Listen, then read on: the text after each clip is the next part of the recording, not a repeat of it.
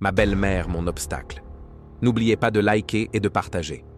Dans la ville vibrante de Kumaji, réputée pour son brassage entre modernité et tradition, vivait Aya, une jeune femme de 24 ans, belle, douce et ambitieuse.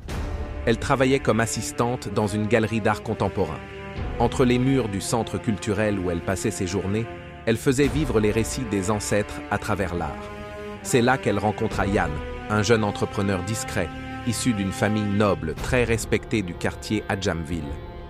Il était tout ce que Aya ne s'était jamais autorisé à espérer.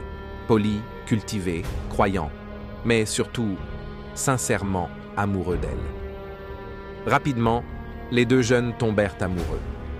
Ils formaient un couple admiré par tous.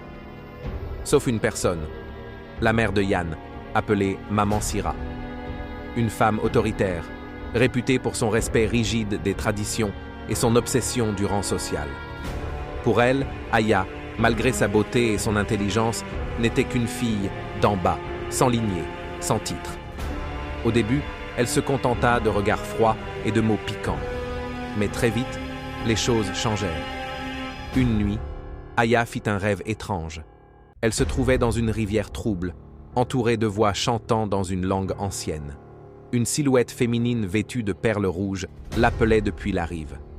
En se réveillant, Aya sentit une lourdeur inexplicable sur sa poitrine. Les jours passaient, et autour d'elle, des choses étranges se produisaient.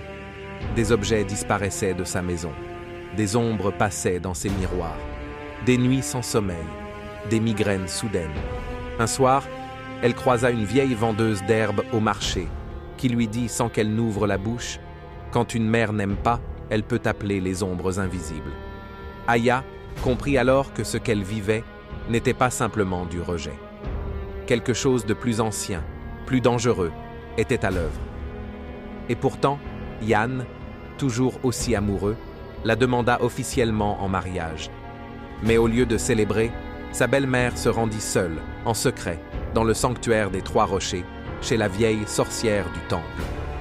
Ce fut le début de la guerre invisible. Abonnez-vous pour la suite.